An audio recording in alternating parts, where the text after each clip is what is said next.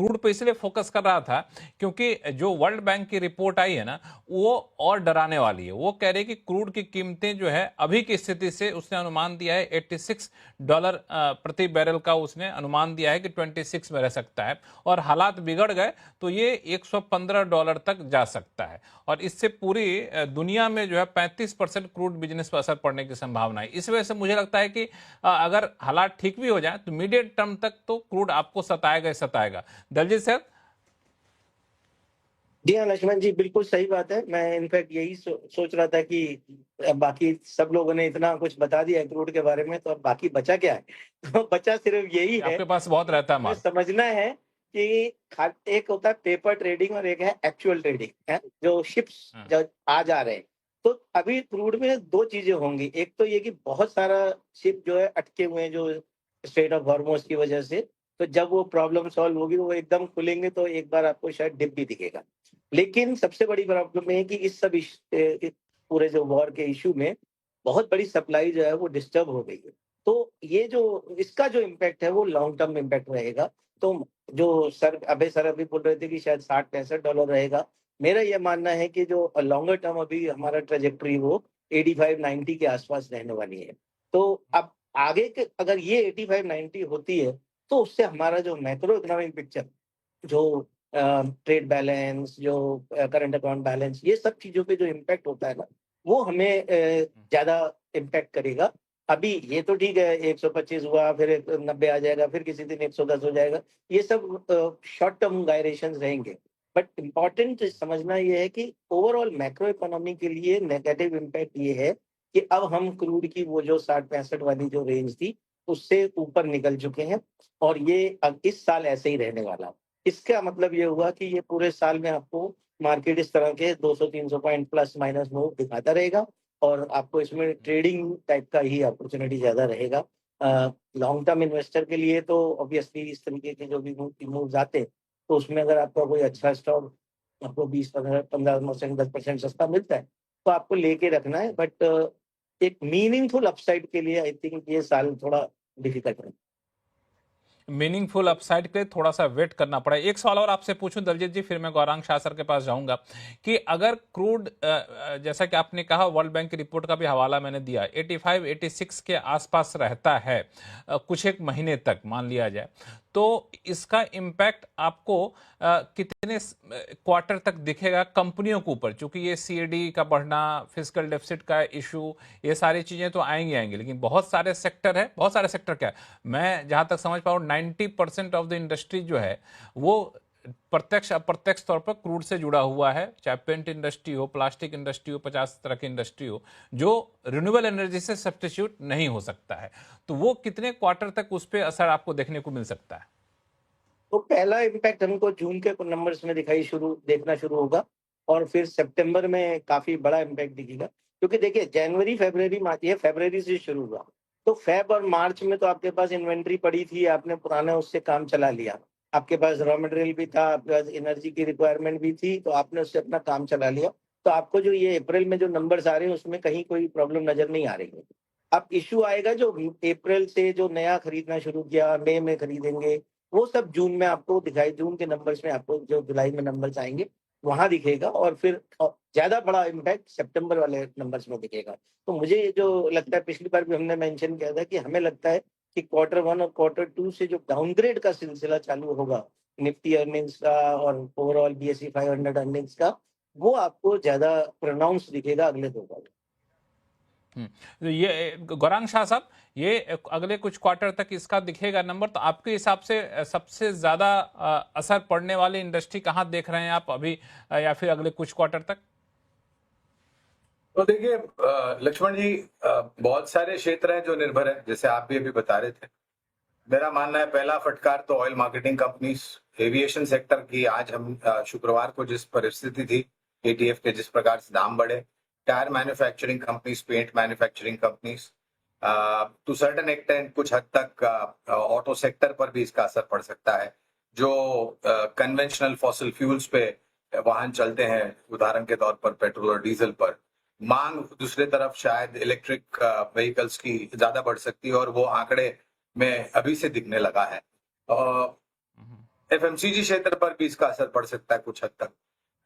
तो मेरे ख्याल से ये प्राथमिक क्षेत्र है लक्ष्मण जी, जहां पर ये नए वित्तीय वर्ष के पहले और दूसरी तिमाही में, और जैसे अभी दलजीत भाई बता रहे थे, मेरा भी मानना है कि दूसरी तिमाही में शायद जो मार और फटकार है ये और बढ़ सकती है, बशर्ते कि कोई अजूबा हो गया और धड़ाम से कच्चे तेल के दाम नीचे आ गए। एक बात जोड़ना और चाहूंगा, पिछले 2 दिनों में हमने सुना है कि यूएई ने ओपेक और ओपेक प्लस से 1 मई से अपनी जो मौजूदगी थी वो वापस ले ली है। अब उसका देखा देखी अगर बाकी अन्य देश भी ओपेक और ओपेक प्लस से अपने आप को बाहर करते हैं, इसका एक अर्थ जो मैं समझता हूं, मैं कितना सही गलत मुझे नहीं पता, कि आप अपने आप को जो बंदिशें थी उससे आप अपने आप को आजाद कर रहे हैं। आप प्राइसिंग भी डिसाइड करेंगे और आप कितना उत्पादन करेंगे वो भी डिसाइड करेंगे, और खुले मार्केट में कितना बेचेंगे वो भी डिसाइड करेंगे। अब तक वो ओपेक और ओपेक प्लस जो संस्था है वो कर रहे थे। तो ये पूरा जो मिश्रण है लक्ष्मण जी, वो मेरे ख्याल से जो छवि है उसका जो साफ साफ दृश्य जो है वो हमें मेरे ख्याल से आने वाले 3 या 4 महीने में दिखाई देगा। लेकिन मैं मानता हूं अगर ये परिस्थिति ऐसी ही रही या और बिगड़ी तो शायद हमें हमारी जो काल्पनिक उम्मीदें हैं बाजार में से इतना रिटर्न आएगा या ये क्षेत्र में से इतना रिटर्न आएगा, उस पर हमें जाकर के फिर से काम करना पड़ेगा। लेकिन दूसरी तिमाही में इस नए वित्तीय वर्ष में मेरे ख्याल से असर ज्यादा पड़ेगा। हालांकि यह है कि जो आपने यूएई की बात की, हम लोग इस पर चर्चा भी किए थे, तो एक राय निकल कर आए कि ट्रंप साहब चाहते भी थे कि ओपेक जितना कमजोर हो सके उतना अच्छा है, और यूएई इसी तरफ कदम उठाया। और दरअसल यूएई को भी लगता था कि भाई हमें अपने आप को मजबूत बनाना है तो हमें अब ओपेक से बाहर निकलना पड़ेगा। तो और एक चीज़ और आपने जो कहा तो मैं बता दूं दर्शकों के लिए कि अगले महीने प्राइम मिनिस्टर जाने वाले हैं यूरोप, तो यूरोप जाने के दौरान 4-5 घंटे वहां रुकने वाले भी हैं। तो अटकल इस बात को लेकर हो रही है कि जब यूएई अलग हो ही गए ओपेक से, अपने हिसाब से तेल का प्रोडक्शन बढ़ाएं घटाएंगे, तो भाई हम अच्छे दोस्त, आइए हमारे साथ कुछ साझेदारी करिए, शायद ऐसे भी कुछ बातचीत निकल कर आए। तो एक सकारात्मक संदेश यहाँ पे आ सकता है। हाँ सॉरी गौरांग सर कुछ बोलना चाहते हैं? तो ये अगर होता है ना, तो फिर अगर वो आयात निर्यात कच्चा तेल का होगा, जो भी देश ओपेक ओपेक प्लस से बाहर निकलते हैं उसमें डॉलर नहीं होगा, जहां तक मेरी जानकारी है। मेरे ख्याल से वो लोकल करेंसी डिनोमिनेशन में होगा, यानी कि ईरान और इंडिया की करेंसी, ये मेरा मानना है। ठीक है, तो मुझे लगता है कि आपने सही कहा, ये एक अच्छी अपॉर्चुनिटी होगी। लेकिन जो अभी दलजीत सर कह भी रहे थे कि क्रूड का बढ़ना जो सिर्फ क्रूड का बढ़ना तक नहीं रुकेगा, आगे चलकर आपका current account deficit, fiscal deficit पर असर पड़ेगा। तो इन सबको काबू करने के लिए जो सरकार कदम उठाएगी उसको ये मार्केट अभी से भांपना शुरू कर दिया है क्या सुदीप सर? देखिए, 2 चीज मैं यहाँ पे बताना चाहूंगा। पहली बात तो गौरव भाई सेक्टर्स की बात कर रहे थे, उसमें मैं जोड़ना चाहूंगा लक्ष्मण जी 2 सेक्टर। एक फर्टिलाइजर, यहाँ पे बहुत बड़ी समस्या है और हम लोगों को ये रियलाइज करना पड़ेगा। सरकार का सबसे बड़ा सब्सिडी फर्टिलाइजर को आज के दिन में जब नॉर्मल स्थिति था तब जाता था, और अभी फर्टिलाइजर सेक्टर में चारों तरफ से मार पड़ा है। Fertiliser production, fertiliser transport, fertiliser import, हर तरह से इस सेक्टर को मार पड़ा है। तो इस पे बहुत ज्यादा ध्यान रखना पड़ेगा। दूसरा सेक्टर जहां पे हम लोग ग्रीन शूट्स देख रहे थे पिछले क्वार्टर, जब नतीजे आए बहुत दिनों के बाद, स्पेशलिटी केमिकल्स, एग्रोकेमिकल्स, यहाँ पे भी जबरदस्त मार पड़ेगा। ये petrol prices, global oil prices ऊपर जाने के कारण और जो सप्लाई चेन डिसरप्ट होने के कारण। तो मैं सिर्फ ये जोड़ना चाहता था गौरव भाई के जो कमेंट है उनके साथ।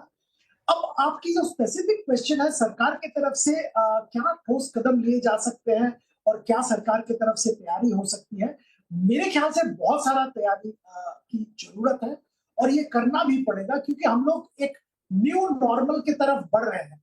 जो पहले हम लोगों ने देखा था कि 60-70 ये रेंज में डॉलर पर बैरल ब्रेंट चल रहा था, और हमारा जो बजट था वो भी इसी हिसाब से बना हुआ था। यूनियन बजट जो बना है ये भी 70 के आसपास क्रूड ऑयल का प्राइस लेके बना हुआ था। अब वहां पे न्यू नॉर्मल अगर सब लोग कह रहे हैं कि 90 के आसपास रहेगा, तो एक कंप्लीटली डिफरेंट पैराडाइम शिफ्ट हो रहा है। ये जो एक्स्ट्राऑर्डिनरी सिचुएशन है 125, 150, ये सब छोड़ भी दीजिए, अगर 90 भी रहता है पर $90 पर बैरल ब्रेंट, तो वो भी एक न्यू नॉर्मल हो जाएगा। और उसके लिए हमारे जो बजट है, हमारा जो फिस्कल है, हर चीज पे बहुत स्ट्रेस आएगा और करेंसी का हाल तो हम देख ही रहे हैं। मैं एक चीज दूसरा और अभी यहाँ पे आपको लक्ष्मण जी 1 मिनट के लिए बताना चाहूंगा। देखिए, एफआईआई की तरफ से पैसा आना जाना वो एक डिफरेंट डायनामिक्स है और यहाँ पे करीब 50 बिलियन जा चुका है ऑलरेडी।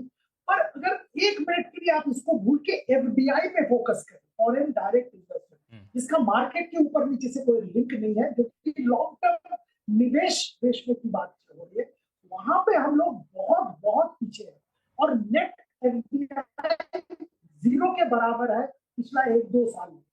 और यहाँ पे जबरदस्त काम करने की अपॉर्चुनिटी है। तभी आपका फिस्कल सुधरेगा, तभी आपका करेंसी पे प्रेशर कम होगा, तभी आपका बजट बैलेंस होगा।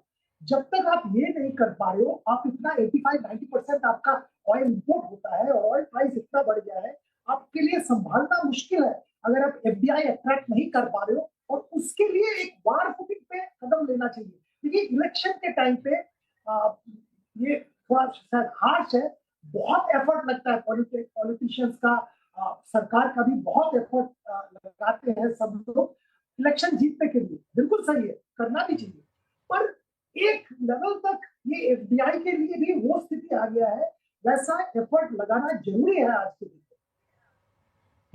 नहीं, एफडीआई से फायदा ये भी होता है ना कि एफआईज तो आज आए कल निकाल के चले जाएंगे, वो इस तरह से उतार चढ़ाव आता रहता है। एफडीआई में तो ये है कि आप ब्राउनफील्ड प्रोजेक्ट में लगा रहे हैं, ग्रीनफील्ड प्रोजेक्ट में लगा रहे हैं, लॉन्ग टर्म इन्वेस्टमेंट कर रहे हैं, उसका दूसरे तरह से इकोनॉमी पे बड़ा लंबा असर पड़ता है। और आपने जो कहा, कई सारे सेक्टर में अभी भी पोटेंशियल है और प्रस्ताव आगे बढ़ा था, सरकार ने बातचीत भी की, जो हुआ नहीं। मिसाल के तौर पे बैंकिंग सेक्टर उसका सबसे बड़ा एग्जांपल है, जहां पे सरकारी बैंकों में एफडीआई की सीमा बढ़ानी थी, तो वो भी एक बड़ा पोटेंशियल है। ऐसे कई सारे जगह हैं जहां पे सरकार को रिफॉर्म एजेंडा के तौर पे तेजी से आगे बढ़ना पड़ेगा। एफडीआई उसका एक बहुत बड़ा उदाहरण है।